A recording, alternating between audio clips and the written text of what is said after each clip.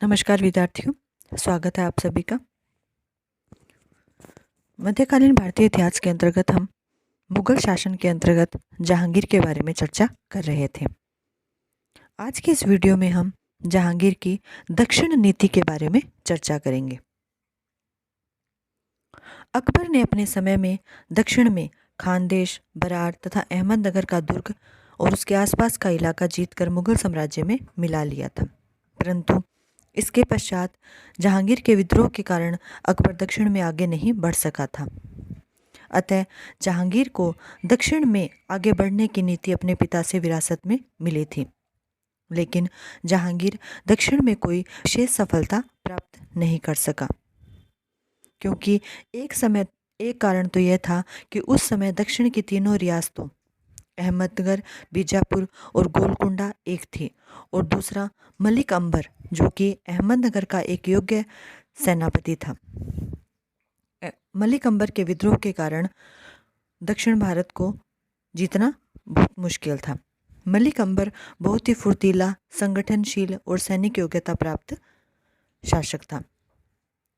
जहांगीर के बादशाह बनने और खुसरो के विद्रोह के समय कुछ वर्ष तक दक्षिणी भारत की ओर जहांगीर ध्यान नहीं दे पाया।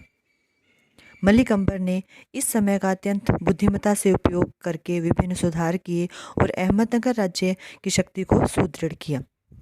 उसने राजा टोडरमल की प्रणाली से प्रेरणा लेकर कृषि योग्य भूमि की नापजोख के आधार पर नगद मालगुजारी वसूल करनी प्रारंभ की, जिससे खजाना समृद्ध हुआ। उसने अहमदनगर के सीमित साधनों को ध्यान में रखते हुए छापामार युद्ध प्रणाली को अपनाया, क्योंकि खुले युद्ध में मुगलों जैसी विशाल सैन्य शक्ति का सामना करना असंभव था। इस प्रकार आंतरिक सुधार करने तथा मराठों को गुरिल्ला युद्ध कला में दक्ष करने के बाद मलिक अंबर मुगल अधिकार में गए हुए अहमदनगर के इलाकों को जीतने में लग गया। उसने बीजापुर से भी सैनिक सहायता प्राप्त कर ली। मुगल अधिकारियों की आपसी फूट और उदासीनता की वजह से मलिक अंबर सफलता पर सफलता प्राप्त करता गया और शीघ्र ही उसने खोए हुए अहमदनगर के इलाकों पर अधिकार कर लिया।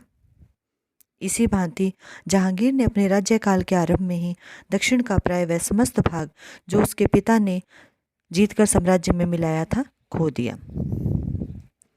जहांगीर ने 1608 में उन इलाकों को वापस जीतने के लिए अब्दुल रहीम खाने खाना को एक सेना के साथ दक्षिण भेजा।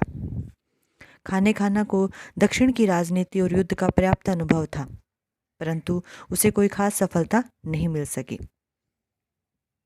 अतः 1611 में खाने खाना के स्थान पर खाने जहां लोधी, खाने जमा, मान सिंह, अब्दुल खां आदि को एक साथ अहमदनगर पर आक्रमण करने का आदेश दिया, परंतु इससे पहले कि वे सेना की कमान संभालते खाने खाना को एक बहुत बुरी हार का मुंह देखना पड़ा। अहमदनगर पर अचानक आक्रमण में वह बुरी तरह से हार गया। छापामार युद्ध प्रणाली के सामने मुगलों की पराजय हुई और मलिक अंबर के साथ संधि करके वह बुरहानपुर लौट आया। 1610 में मलिक अंबर ने अहमदनगर के किले पर अधिकार कर लिया। इस पर खाने जहां ने अपने साथियों के साथ अहमदनगर पर आक्रमण करने की जो योजना बनाई वह असफल रही। जहांगीर ने 1612 में खाने खाना को पुनः दक्षिण का गवर्नर बनाया। खाने खाना ने मलिक अंबर को हराने के लिए पूरी तैयारी की और रोशनगांव की लड़ाई में अहमदनगर, बीजापुर और गोलकुंडा की संयुक्त सेना को हराने में सफल हुआ, परंतु इसके बाद वह आगे कोई प्रगति नहीं कर सका, क्योंकि खाने खाना और शहजादा परवेज एक दूसरे के साथ मिलकर काम नहीं कर सके। इससे मलिक अंबर को फिर से मौका मिल गया और यथाशक्ति दूर तक मुगल इलाका उजड़ता रहा। इस पर जहांगीर ने 1616 में शहजादा परवेज को इलाहाबाद दे दिया और उसके स्थान पर शहजादा खुर्रम को, जिसने हाल ही में मेवाड़ की जीत की थी, को दक्षिण भारत भेजा। जब मेवाड़ विजेता खुर्रम दक्षिण में पहुंचा और मांडू में सम्राट जहांगीर की उपस्थिति का पता चला तो मलिक अंबर घबरा गया और मुगलों को बिना लड़े ही विजय प्राप्त हो गई। मलिक अंबर ने संधि करते हुए बालाघाट का प्रदेश मुगलों को दे दिया। इसके अतिरिक्त उसने अहमदनगर व दूसरे किलों की चाबियां भी शहजादे को सौंप दी और सम्राट के लिए 15 लाख रुपए की भेंट बीजापुर के सुल्तान की ओर से दी गई। शहजादे ने खाने खाना तथा शाहनवाज खां को दक्षिण के शासन का भार सौंपकर उत्तरी भारत के लिए रुख किया। खुर्रम के लौटने पर सम्राट तथा राज परिवार के लोगों ने उसका खुशी से स्वागत किया। उसका बहुत स्वागत सम्मान किया गया। शाहजहां ने खुर्रम को शाहजहां की उपाधि दी गई तथा उसे 30,000 जात और 20,000 सवार का मनसब दिया गया। परंतु खुर्रम की यह विजय एक अस्थायी सिद्ध हुई। इससे दक्षिण में स्थायी शांति स्थापित नहीं हुई। जब तक मलिक अंबर जीवित था यह स्थायी संधि हो भी नहीं सकती थी। जो ही शाही सेना पीछे हटी, मलिक अंबर ने अपनी 2 वर्ष की तैयारी के बाद 1620 में वे सब प्रदेश वापस जीत लिए जो 1617 की संधि में मुगलों को सौंप दिए गए थे। यही नहीं, दक्षिण की सेना ने मांडू तक आक्रमण किए। खान खाना की प्रार्थनाओं के फलस्वरूप सम्राट जहांगीर ने खुर्रम को एक बार पुनः दक्षिण में जाकर मलिक अंबर को दंड देने का आदेश दिया। खुर्रम ने इस बार खुसरो को अपने साथ ले जाने की मांग की। अनिच्छा होने पर भी दक्षिण की परिस्थिति की वजह से व नूरजहां के हस्तक्षेप के कारण जहांगीर को खुसरो को साथ ले जाने की स्वीकृति देनी पड़ी। खुर्रम ने एक बड़ी सेना के साथ अहमदनगर की नई राजधानी पर आक्रमण किया और उसे बर्बाद कर दिया। इस बार भी तीनों रियासतों ने मिलकर खुर्रम से युद्ध किया, फिर भी उनकी हार हुई। तब मलिक अंबर ने संधि कर ली। संधि के पश्चात अंबर ने सब विजित प्रदेश लौटा दिए और 12 लाख रुपए नजराना दिया। इसके अतिरिक्त 14 लाख आय का सीमांत क्षेत्र भी मुगलों को दे दिया।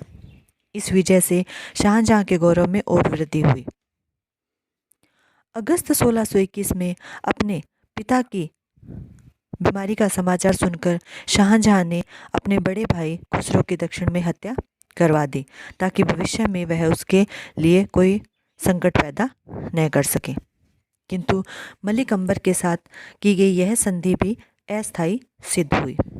सम्राट जहांगीर की बढ़ती हुई बीमारी व नूरजहां द्वारा शहरयार को दिए जाने वाले बढ़ावे से चिंतित होकर शाहजहां ने 1623 में विद्रोह कर दिया। इससे मलिक अंबर ने फिर अपने प्रदेशों को प्राप्त करने का सोचा।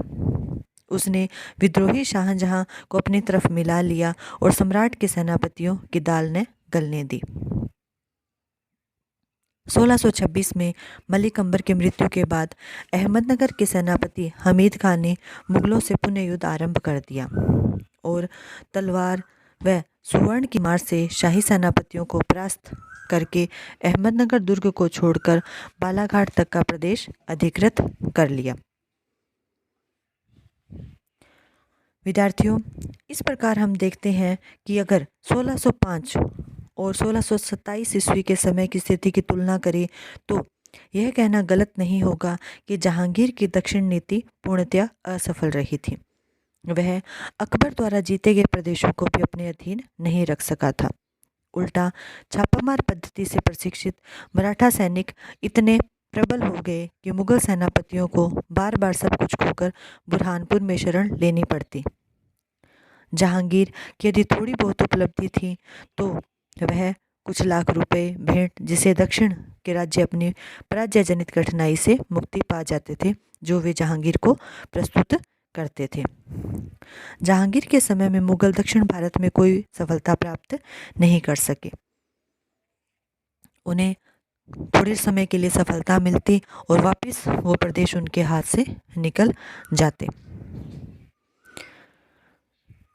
जहांगीर के समय में दक्षिण के जो अभियान किए गए थे, इन युद्धों ने मराठों को नवीन छापामार युद्ध प्रणाली द्वारा अपने देश की रक्षा के लिए प्रेरित किया और जहांगीर के पश्चात 2 अन्य मुगल सम्राटों के समय में भी वे निरंतर अपनी इस युद्ध प्रणाली को जारी रखे रहे।